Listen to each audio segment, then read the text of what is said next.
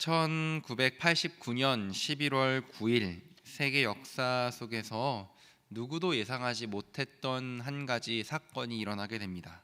바로 베를린 장벽의 붕괴이죠. 냉전 시대 속에서 동독과 서독을 가로막고 있던 이 거대한 장벽이 11월 9일을 기점으로 무너지기 시작했습니다. 1961년 8월 12일에 소련에 의해서 하루아침에 국경이 폐쇄되고 철조망이 설치되었다고 합니다. 갑자기 이제 눈을 뜨고 일어나 보니까 동독과 서독이 갈라져서 서로 자유롭게 오가지 못하는 상황이 되었죠. 이제 그로부터 약 28년 만에 베를린 장벽이 무너진 것이었습니다. 하루아침에 생긴 이 철조망 때문에 수많은 이산 가족이 생겼고 함께 자유롭게 오가던 곳이 그렇게 철저하게 통제된 그렇게 장소가 되었다고 하죠. 평범한 소시민에게 있어서 이 베를린 장벽은 무너뜨릴 수 없는 견고한 벽이었습니다. 미국과 소련을 투탑으로 하는 냉전 시대가 끝나지 않는 이상, 아니 그 냉전 시대가 끝난다고 할지라도 동독과 서독이 하나 될 수 있을지 그 가능성을 따져봐야 되는 그 상황 속에 처했던 것이죠. 그랬던 장벽이 우연한 일을 계기로 너무나도 갑작스럽게 무너졌다고 합니다. 아마 이곳에 계신 우리 성도분들 또한 각자의 자리에서 예배드리고 계신 분들은 이 순간 그 실제 역사를 뉴스로 접하신 분도 계실 겁니다. 동독 출신의 난민들이 서독 방문을 허용할 것이라는 뉴스가 잘못 전달되고 오보가 되어서 즉각적으로 서독 방문이 가능하다라는 뉴스로 나가게 됩니다. 이 뉴스 때문에 베를린 장벽은 무너졌다고 하죠. 불과 2년 전에 미국의 레이건 대통령이 베를린 장벽의 철거를 요구했을 때도 그 어느 누구도 이 장벽이 무너질 거다라고 예상하지 않았다라고 합니다. 그것이 무너지는 것이 가능하다라고 생각한 사람은 없었다라는 것이죠. 그러나 어느 날 갑자기 이 베를린 장벽은 동독과 서독을 나눴지만 어느 날 갑자기 무너지게 됩니다. 거대한 장벽이 무너지듯 도무지 어떻게 할 수 없는 커다랗고 두꺼운 벽이 무너지는 것, 그 무너지는 단순히 하나의 벽이 사라지는 것뿐만 아니라 막혀있던 자들이 서로 하나가 되어 함께됨을 누렸다는 신호이기도 합니다. 오늘 우리가 함께 나눌 말씀도 이 한 가지 벽이 허물어진 사건에서부터 출발하고 있습니다. 오늘 우리가 함께 나눌 말씀은 에베소서 2장 11절부터 22절까지의 말씀입니다. 11절의 말씀 맨 앞에 보면 그러므로라는 단어가 있습니다. 이 말은 곧 앞에 있는 것의 결론처럼 11절 이후의 말씀이 이제 진행된다라는 것을 그러므로라는 단어를 통해서 이제 표현하고 있는 것이죠. 자, 이전에 어떤 내용이 있었는지 2장 초반부의 말씀을 좀 다시 더듬어 보면 2장 초반부에서 바울은 이 글을 수신하고 있는 에베소 성도들에게 그들의 이전 상태가 허물과 죄로 죽었던 상태였지만 하나님의 긍휼로 그리스도를 통해 살아난 자들이다라는 것을 2장 초반부를 통해 언급을 하고 있습니다. 단순히 살아난 것뿐만 아니라 함께 일으켜지고 그리스도와 함께 하늘에 앉힌 존재가 바로 너희다라는 것을 사도 바울은 2장 초반부를 통해서 강조하고 있는 거죠. 그러면서 이야기합니다. 에베소 성도 대다수를 구성한 이방 그리스도인들에게 그들이 예수 그리스도를 통해 다시 살아나고 하늘의 그리스도와 함께 앉혀진 이 모든 과정은 그들의 혈통에 있는 것도 아니고 그들의 노력에 있는 것도 아닌 오직 선물처럼 주어진 것이라고 사도 바울은 강조합니다. 그리고 10절에선 이렇게 이야기하죠. 다 같이 함께 10절의 말씀을 읽어보도록 하겠습니다. 시작. 우리는 지으심을 받은 자니 이 일은 하나님이 전에 예비하사 우리로 그 가운데서 행하게 하려 하심이라. 아멘. 믿음을 통한 구원과 또한 생명이 선물처럼 주어진 이유에 대해서 그리스도 예수 안에서 선한 일을 위하여 너희가 그렇게 된 것이다 라고 사도 바울은 이야기하고 있는 거죠. 그리고 그 선한 일은 그냥 혹시 이 착한 일을 해서 내 스스로 뿌듯하거나 혹은 이 선한 일 때문에 주변에서 박수치면서 야, 당신 정말 선하게 사는군요, 착한 일을 많이 하는군요, 이러한 삶이 아니라 그리스도 예수의 뜻을 행하는 것, 그것이 바로 죽었던 그들을 살린 하나님의 뜻임을 사도 바울은 이야기했습니다. 이제 이런 이야기가 이제 11절 이전에 나와 있고, 이런 이야기를 한 후에 11절에서 그러므로라는 단어를 사용해서 이제 결론 같은 이야기를 전하고 있는 것이죠. 11절에서는 말합니다. 그러므로 생각하라. 그런데 여기서 생각하라는 단어는 이 생각하라는 뜻으로 번역되기보다는 기억하라라는 단어로 번역되는 것이 더 맞다라고 생각합니다. 생각하는 것과 기억하는 것은 분명한 차이가 있죠. 그렇다면 바울은 도대체 무엇을 기억하라라고 에베소 성도들에게 강조하고 있는 것일까요? 그것은 에베소에 살던 이방인들이 그리스도를 알기 전에 허물과 죄로 죽었던 본래의 상태를 기억하라는 겁니다. 11절과 12절에서는 이렇게 말하죠. 다 같이 함께 읽겠습니다. 너희는 그때 육체로는 이방인이요 손으로 육체 행한 할례를 받은 무리라 칭하는 자들로부터 할례를 받지 않은 무리라 칭함을 받은 자들이라. 그때 너희는 그리스도 밖에 있었고 이스라엘 나라 밖의 사람이라. 약속의 언약들에 대하여는 외인이요 세상에서 소망이 없고 하나님도 없는 자이더니. 11절과 12절에서 그때라는 말이 두 번 반복되는데, 여기서 말하는 그때라는 것은 2장 1절에서 언급하는 바로 그때, 곧 허물과 죄로 죽었던 그 과거 시절을 의미합니다. 나아가 할례 받았다 얘기하는 무리, 곧 유대인들로부터 할례 받지 않은 무리라고 칭함을 받았던 바로 그때, 바로 그 과거의 때를 바울은 기억하라라고 이야기하는 것이죠. 바울이 기억하라고 말하는 그 과거 그 시점은 밖에 있고 없는 상태였습니다. 우리가 읽었던 12절의 말씀에서 바울은 5가지를 이야기하는데요. 첫 번째는 그리스도 밖에 있었다라고 이야기합니다. 유대인들은 장차 메시아 그리스도가 오셔서 그들을 구원할 거다라는 소망을 가지고 살았습니다. 그러나 이 이방인들은 그 소망 자체, 그리스도 밖에 있어서 그 소망 자체와 거리가 멀었다는 것이죠. 두 번째는 이스라엘 나라 밖의 사람입니다. 이 또한 하나님과의 약속, 혹은 하나님께서 이스라엘 백성에게 주셨던 그 수많은 언약들과는 이 이방인들이 도무지 상관이 없었던 사람임을 이야기하죠. 세 번째도 마찬가지로 약속의 언약들에 대하여는 외인, 즉 외국인이라고 이야기합니다. 대한민국 영토에 살아간다고 해도 대한민국의 국민만이 누릴 수 있는 혜택들이 있지 않습니까? 같은 땅에 산다고 해도 대한민국 국민이 누릴 수 있는 혜택과 그렇지 않은 외국인들이 누릴 수 있는 혜택은 분명한 차이가 있습니다. 그런데 사도 바울은 지금 이방인들에 대해서는 약속의 언약들에 대해서는 너희는 외국인이었다, 즉 상관이 없는 사람이었다라고 이야기하고 있는 거죠. 네 번째는 소망이 없던 자라고 이야기하고, 다섯 번째는 하나님 곧 신이 없던 자다라고 이야기합니다. 물론 우리가 엄밀히 생각해 봤을 때 이방인들에게 신이 없진 않았죠. 특별히 이 편지가 에베소에 사는 성도들에게 보내진 편지인데, 에베소는 그 당시 아데미 숭배로 어마어마한 위상을 자랑했던 도시입니다. 아데미뿐만 아니라 여러 신들도 함께 숭배했죠. 그러나 진짜 참신이신 여호와 하나님이 없었기 때문에 그들은 수많은 가짜 신들을 가졌지만 그들에게는 여전히 소망이 없던 자들이라고 사도 바울은 이방인에 대해서 표현하고 있는 겁니다. 그러나 이제는 그리스도의 밖, 이스라엘 나라 밖, 외인, 소망과 하나님이 없던 이런 것들과는 전혀 상관없던 그들이 그리스도의 피로 가까워졌다라고 이야기하는 것이죠.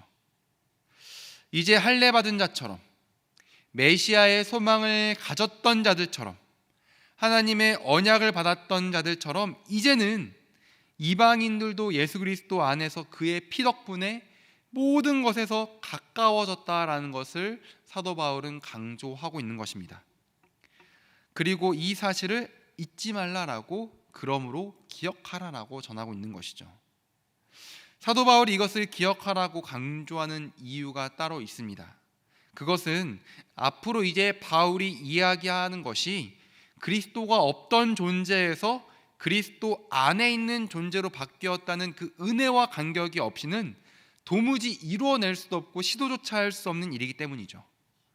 간격이 없이는 도무지 할 수 없는 것, 그것은 바로 한 새 사람이 되어 화평하게 되는 것입니다. 제가 서울 홍성교회 이제 작년 12월에 이렇게 부임을 했는데요.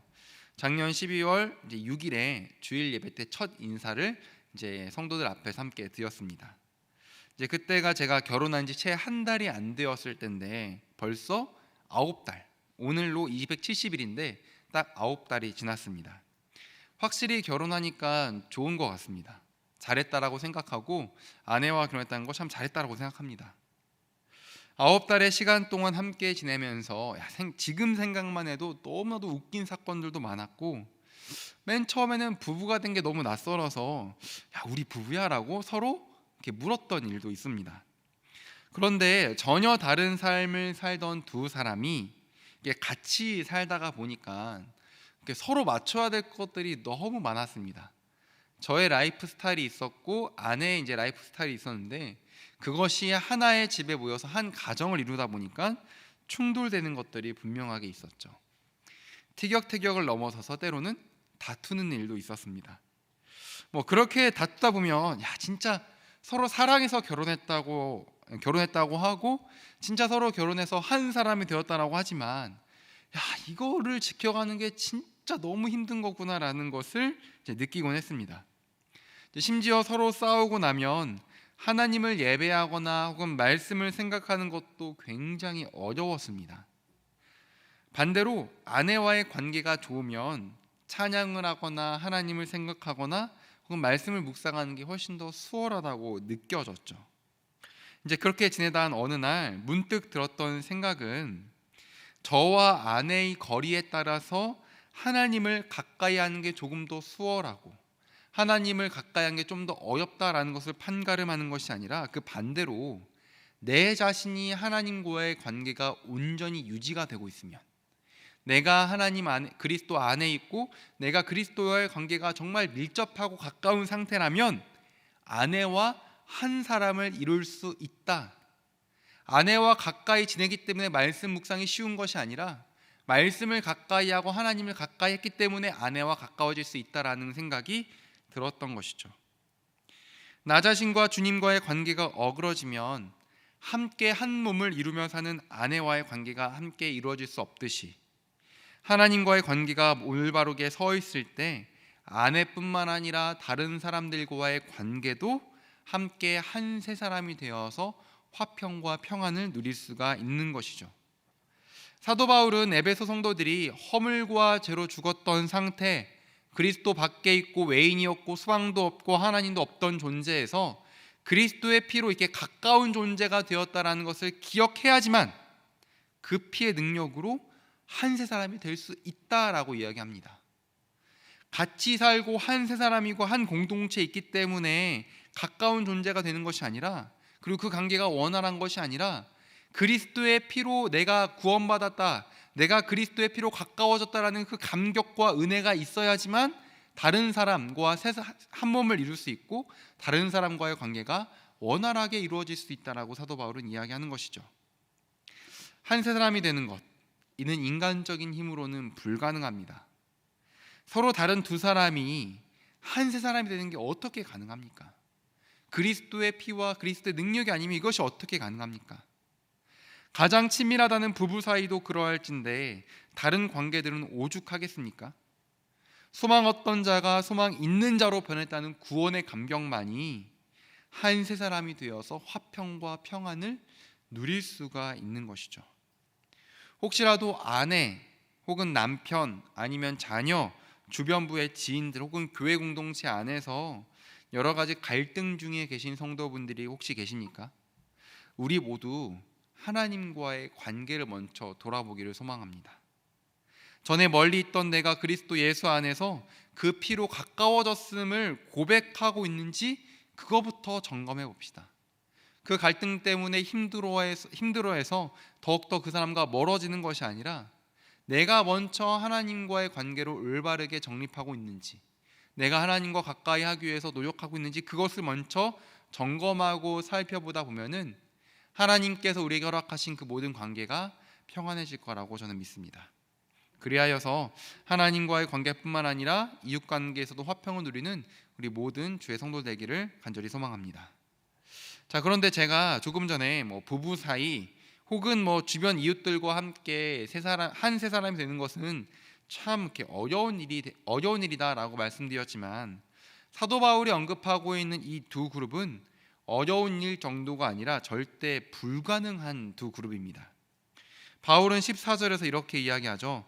둘로 하나를 만드사 원수된 것 곧 중간에 막힌 담을 자기 육체로 허셨다라고 이야기합니다. 자, 이 둘이 어떤 관계냐면 원수라고 합니다. 원수. 둘로 하나를 만드사 원수되었던 것을 하나로 합쳤다라고 이야기하니까 이 둘의 사이는 원래 원수지간입니다. 원수지간. 그리고 그 원수됨의 가장 중요한 그 이유는 바로 법조문으로 된 율법이었는데, 예수 그리스도께서 이 율법을 폐하셨다라고 이야기합니다. 여기서 폐하셨다라는 표현은 조금 부드러운 표현인 것 같아요. 조금 더 완곡한 표현인 것 같고, 좀 이걸 좀 강하게 이야기하면 좀 완전히 쓸데없이 만들었다라가 이게 좀 더 강한 표현인 것 같습니다. 법조문으로 된 율법을 완전히 쓸데없게 예수님께서 만드셨다라는 거죠. 여기서 우리가 오해하지 말 것은 율법 그 자체가 악하거나 나쁜 것이 아니라, 또한 그것이 악하기에 쓸데없이 만든 것이 아니라 율법은 선한 것입니다. 왜?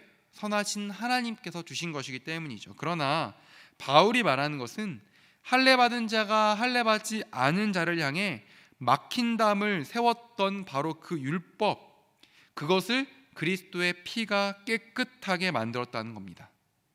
실제로 2세기 유대 문헌에는 율법을 이방인의 죄와 부정에서 이스라엘을 보호하고 지키는 견고한 암벽과 철벽으로 설명하고 있습니다. 즉, 유대인에게 있어서는 이 율법은 이스라엘 백성이 아닌 자들과 이스라엘 백성들을 구분할 수 있는 철벽 같은 것이 바로 율법이었다라고 유대인들은 받아들이고 있었다는 것이죠. 그런데 지금 예수 그리스도의 피가 화평을 위하여 그 둘을 온전한 한 세 사람으로 만들었다라고 이야기하고 있는 겁니다. 2021년을 살아가는 우리에게 있어서 둘이 하나 된다는 것이 어렵긴 하겠지만 뭐 그렇게 심각하겠냐라고 생각하겠지만, 당시 유대인과 이방인에게 있어서 두 그룹이 하나 되는 것은 상상도 할 수 없는 일이었습니다. 요즘 우리나라에 여러 가지 세대 갈등이 있다고 하잖아요. 이념 갈등도 있고 정치 갈등도 있다고 하고, 각 사회 분야에 따라서 남녀 갈등도 하고, 여러 가지 갈등 지수가 우리나라에 굉장히 높다고 하잖아요. 아마도 많은 대다수의 사람들이 우리나라에 이렇게 갈등이 많은데 어떻게 진짜 하나 될 수 있겠냐라고 생각하시는 분들이 많을 겁니다. 그런데 유대인과 이방인이 서로 막혀있던 법조문으로 된 율법을 다 걷어내고 그 둘이 완전한 하나가 되는 것, 완전히 한 세 사람이 되는 것은 그냥 단순히 사이좋게 지내는 것, 한 세 사람이 되어서 하나님의 백성이 되어 그냥 서로 사이좋게 지낸다, 아니 사이 좋은 정도가 아니라 서로 화평을 누리고 구약의 표현으로는 샬롬을 누린다는 관계로 이렇게 변화된다는 것은 그냥 어렵고 그냥 난해한 정도가 아니라 아예 불가능한 일이었습니다. 그런데 이 불가능한 것을 과연 무엇이 가능하겠냐면 바로 예수 그리스도의 십자가의 피로만 가능하게 된다라고 이야기하는 겁니다. 그러니까 다시 한번 강조하지만 이게 인간적인 힘으로는 도저히 되지 않는다고 사도 바울은 이야기하는 거죠. 깨어진 관계, 서로 멀어진 관계, 담을 철저하게 쌓고 서로 구별되었던 이 두 존재가 하나 되는 것, 회복되는 것은 오직 그리스도 안에서만 가능하고, 도무지 섞일 수 없는 물과 기름 같은 존재도 오직 예수 그리스도의 십자가의 보혈로서만 완전한 하나, 한 공동체를 이룰 수가 있다는 겁니다. 다시 한번 권면합니다. 저 자신에게도 권면하는 것이고 함께 예배드리는 우리 서울홍성의 모든 공동체에게도 권면하는 것입니다. 그리스도의 피를 힘입어 벽을 허물고 하나가 되어야 됩니다. 그냥 이론이 아닙니다. 어떤 교리적 지식이 아닙니다. 유대인과 이방인들이 한 공동체를 이루어서 하나님을 예배한 역사적인 실증이 있고 현실입니다. 그러니까 우리 가정에서도 이웃과의 관계에서도 궁극적으로는 하나님께서 허락하신 이 홍성의 모든 교회 공동체 안에서 그리스도의 피를 의지해서 우리는 진정한 한 세 사람이 될 수 있다라는 거죠. 그 사랑과 하나됨 어렵습니다. 그러나 예수 그리스도의 보혈을 생각하고 예수 그리스도의 보혈을 의지하고 나아갈 때 우리는 진실로 하나가 될 수가 있는 것입니다. 말씀을 계속해서 보면 11절부터 18절까지 바울은 그리스도의 박, 이스라엘 나라의 박, 외인이요 소망과 하나님이 없던 존재에서 그리스도의 피로 가까워졌음을 기억하고 또한 그 은혜를 힘입어서 한 세 사람이 되어 하나님께 나아가야 된다라고 말했습니다. 인간의 경험으로는 불가능하지만 그리스도의 십자가를 통해서 한 세 사람이 될 수 있다, 하나가 될 수 있다라고 말한 것이죠. 이런 내용을 전한 사도 바울은 이제 19절에서 다시 한번 그러므로 라는 말로 하나 되어 하나님 아버지께 나아간다는 것에 결론을 맺고 있습니다. 다 같이 함께 19절의 말씀을 읽어보도록 하겠습니다. 시작. 오직 성도들과 동일한 시민이요 하나님의 권속이라. 아멘. 11절과 12절의 내용과는 조금 전혀 다른 말입니다. 분명히 12절에서는 야 너희는 외인이었고 이스라엘의 나라 밖에 있었고 곧 하나님 나라의 백성도 아니라고 했고 소망도 없고 하나님도 없다라고 했었는데 예수 그리스도의 피가 율법을 폐하셨으니 이제는 구분되는 존재가 아니라 거룩한 하나님의 백성들과 동일한 시민, 하나님의 품 안에 있는 권속이다라고 이야기하고 있습니다. 자, 여기서 동일한 시민에 대해서 어떤 학자는 동료 시민이라고 번역을 합니다. 저는 이게 더 맞는 표현 같습니다. 성도들과 한 동료된 시민이라는 거죠. 하나의 공동체를 생각했을 때 그냥 동일한 시민보다는 너는 나의 동료다라고 말하는 것이 더욱 하나됨을 강조하는 표현이라고 생각합니다.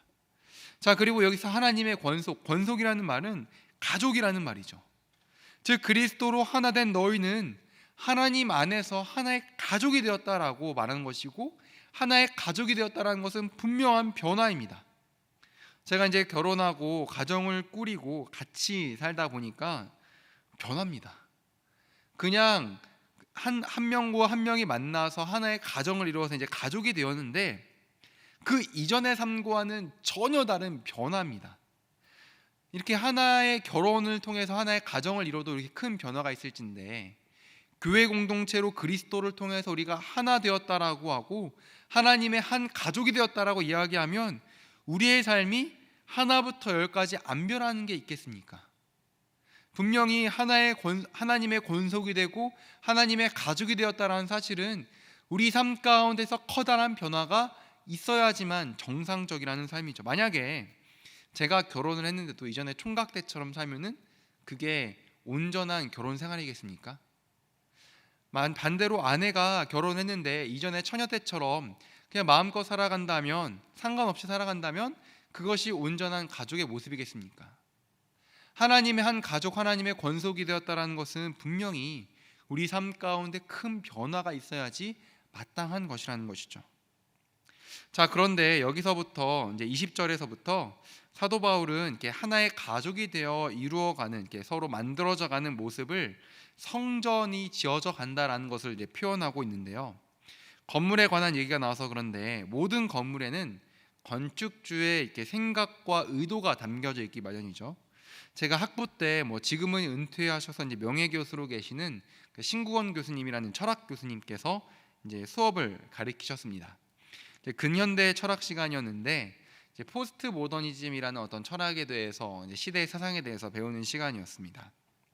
이제 그 수업의 시간에 가장 첫 번째로 보여주신 것이 이제 미국의 아파트 단지의 사진이었는데, 진짜 우리나라의 옛날 90년대나 2000년대 초반 아파트 단지처럼 그냥 성냥갑을 막 여러 개 세워놓은 것 같은 아파트의 형태였습니다. 그리고 교수님께서 보여준 사진은 그 아파트 단지가 철거되는 모습이었고, 그 이후에 지어진 건물들은 각자의 개성, 똑같은 형태가 아니라 각자의 개성을 가진 다른 모양의 건물들로 미국 사회가 채워지기 시작했다라는 것을 이제 사진으로 보여주셨죠. 그러면서 말씀하셨던 것이 건물에는 반드시 시대의 사상과 건축주의 의도가 담겨져 있다라고 이야기하셨습니다. 건물이 사상과 뜻을 반영한다는 것은 멀리서 찾아볼 것도 없이 우리 교회의 모습을 보면 예수 그리스도께서 면류관을 쓰신 모습이 아닙니까? 홍제천을 건너가서 이제 징검다리를 건너서 교회를 바라보면 이제 위에 교회 맨 위에 이렇게 면류관이 있는 모습으로 우리 교회가 건축되었습니다. 교회 외벽에도 보면 면류관을 쓰고 계신 예수님께서 이렇게 그려져 있죠. 실제로 우리 교회 60년사 책자에 보면은 우리를 대신하여 가시 면류관을 쓰신 예수님의 모습을 이 건물에 형상화했다라고 소개되고 있습니다. 이러한 모습은 우리 교회가 면류관을 쓰시고 십자가에 달리신 예수 그리스도의 그 보혈로 세워졌음을 담고 있는 거 아니겠습니까? 이렇게 건물에는 그 의미가 반드시 담겨져 있기 마련입니다. 그렇다면 사도 바울이 이야기하고 있는 성전으로 지어져 간다라는 것에는 어떤 의미가 담겨져 있을까요? 그리고 그 외형적인 모습을 통해서 사도 바울이 이야기하는 그 성전의 모습은 어떤 것일까요? 자, 먼저 바울은 그리스도께서 지어져 가야 할 이 성전이 사도들과 선지자들의 터 위에 세워졌다라고 말합니다. 그리고 무엇보다도 그리스도 예수께서 친히 모퉁이 돌이 되셨다라고 말하죠. 자, 여기서 모퉁이 돌은 당시 건물을 지을 때 가장 기초가 되는 초석을 이야기하는데, 그 그림에 보시면 이제 이런 그림이 있죠. 그 그림 맨 아래에 보이는 그 가장 두껍고 큰 돌이 바로 모퉁이 돌입니다. 이 모퉁이 돌이 어떻게 생겼냐, 어디에 자리 잡냐에 따라서, 또한 얼마나 반듯하냐에 따라서 해당 건물의 기초와 형태와 튼튼하고 이런 것들이 다 결정이 된다고 합니다. 잘 다듬어진 모퉁이 돌이 건물의 초석이 되고, 다른 돌들이 이 모퉁이 돌에 하나 둘 이렇게 서로 기대어 하나하나 쌓여져 가면서 건물이 되고, 하나의 벽이 되어서 또 다른 거대한 건물이 이제 완성되어져 가는 것이죠. 그런데 바울은 그리스도 예수께서 모두가 하나 되어 건설된 성전의 모퉁이 돌이 바로 이 예수 그리스도다라고 이야기하고 있는 겁니다. 그리고 모든 성도는 성전을 이루는 하나하나의 돌이 되어서 차근차근 이 모퉁이 돌에 기대어서 쌓여져 갑니다. 자, 우리가 한번 건물을 짓는다고 생각해 봅시다. 가장 바르고 좋은 돌을 모퉁이 돌로 삼은 다음에 바싹 이 모퉁이 돌에 붙여서 다음 돌을 붙여 놓습니다. 그리고 그 돌에 또한 기대어서 또 다른 돌을 또 붙여 놓습니다. 이렇게 돌을 하나하나 쌓아 가겠죠. 다른 돌들은 서로 맞대어서 쌓아져 가고, 무너질 것처럼 보이나 서로 기대어 쌓아진 돌들은 무너지지 않는 견고한 건물로 서로 지어져 가죠. 아무리 반듯한 돌이라고 할지라도 그 돌 하나만 존재하면 그 돌은 그다지 가치가 없습니다. 또한 세월이 지나면은 흔들릴 수도 있고 넘어질 수도 있죠. 하지만 서로 모퉁이 돌에 기대어서 하나하나 쌓여진 이 돌들은 무너지지도 않고 굉장히 견고한 건물이 되어갑니다. 오늘 올림픽에서 이제 우리나라 배구 선수들이 세계 랭킹 4위에 터키 팀과 싸워서 이겼다라고 하죠. 그 모든 선수들이 서로 믿고 의지하고 기대어서 경기를 풀어내고 승리를 이끌어내는 모습만 봐도 마음속에 감동이 일어나고 감격이 일어나는데, 그리스도로부터 출발해서 서로 기대어서 하나의 장엄한 성전을 이루어가는 그 성도들의 모습을 상상해 본다면 그 자체가 얼마나 크고 아름다운 감격이겠습니까? 우리 교회 모든 성도분들이 그리스도라는 모퉁이 돌에 하나 둘 기대고, 이 성도가 다른 성도에게 서로 기대고, 서로가 서로에게 기대서 하나의 성전이 되어가는 그 모습이 얼마나 감격적이겠냐는 말이죠. 여기서 더욱 중요한 것은 서로가 한 세 사람이 되어 서로 기대어져 가고 하나의 성전으로 세워져 가고 만들어져 가는 그 모습 안에 바로 하나님께서 거하신다라고 사도 바울은 이야기합니다. 우리가 하나가 되어 서로 기대어 쌓여져 가는 모습, 그 모습 안에 하나님이 거하신다니요. 성도가 하나 되어 지어져 가고 서로가 서로에 기대어서 지어자는 그 모습 가운데 내가 누군가한테 기대고 누군가는 나한테 기대고 서로가 기대감으로 서로 하나의 성전을 이루어가는 그 모습을 통해서 천지의 창조주가 우리 가운데 거하시고 우주의 주권자가 우리 가운데 거하신다니요. 우리는 그것을 감당할 그릇이 안 되는데 하나님께서는 그리스도를 모퉁이 돌 삼아 우리가 서로 기대어 쌓여져 간다면, 그리스도와 함께 우리가 하나가 되어 교회 공동체를 이루어 간다면 그 안에서 하나님께서 우리와 함께 하신다라고 사도 바울은 이야기하고 있는 겁니다. 그렇게 사도 바울이 말하는 성전이라는 건물에 담긴 의미에는 함께 지어져 가는 우리를 통해 거하시는 하나님이라는 의미가 담겨져 있는 것이죠. 저는 그래서 교회 공동체가 너무 소중하다고 생각합니다. 전에는 아무런 소망 없이 허물과 죄로 죽었던 내가 그리스도의 피로 살아나고 가까워졌다는 그 감격과 은혜를 통해서 우리는 한 공동체가 되었습니다. 그리고 우리가 그리스도의 피를 힘입어서 서로가 서로에게 기댈 수 있는 공동체로, 성전으로, 하나님께서 거하실 처소로 지어져 갈 때 우리는 하나님께서 온전하게 거하심을 누리고 기뻐하는 화평의 공동체가 될 수가 있는 것입니다. 그렇게 교회가 너무 소중한 것이죠. 그리스도를 모퉁이 돌 삼아 서로가 서로에게 기대어서 세워져 가고 만들어져 가는 그 공동체, 그 공동체를 통해 하나님께서 거하시고 그 공동체를 통해 하나님 나라를 확장시켜가는 그 하나님의 모습, 그것이 너무나도 귀한 것입니다. 주 안에서 하나 된 성도 여러분, 오늘 바울은 그리스도의 피가 한 세 사람을 만들었음을 힘써 강조하고 있죠. 도무지 불가능한 하나됨이 그리스도의 십자가로 가능케 되었다라고 이야기하고 있습니다. 무엇보다도 서로 연결되고 또한 서로 기대어서 세워져 가는 그 모습을 통해서 하나님이 거하심을 바울은 이야기하고 있습니다. 그렇기에 우리는 하나된 교제를 이루어가야 되는 것입니다. 그냥 서로 친해가지고 차 한잔 마시고 서로 친해서 연락하는 그런 차원의 친밀함이 아니라 우리가 그리스도 안에 있기에, 우리가 그리스도 안에서 하나의 공동체이기에, 그리스도 안에서 도무지 섞일 수 없던 우리 둘이가 한 몸이 되어서 하나님이 거하신 처소로 자라나고 하나님이 거하신 처소 우리가 점점 더 커가기 때문에 우리의 교제, 우리의 하나된 교제는 더욱더 가치가 있고 더욱더 소중한 것입니다.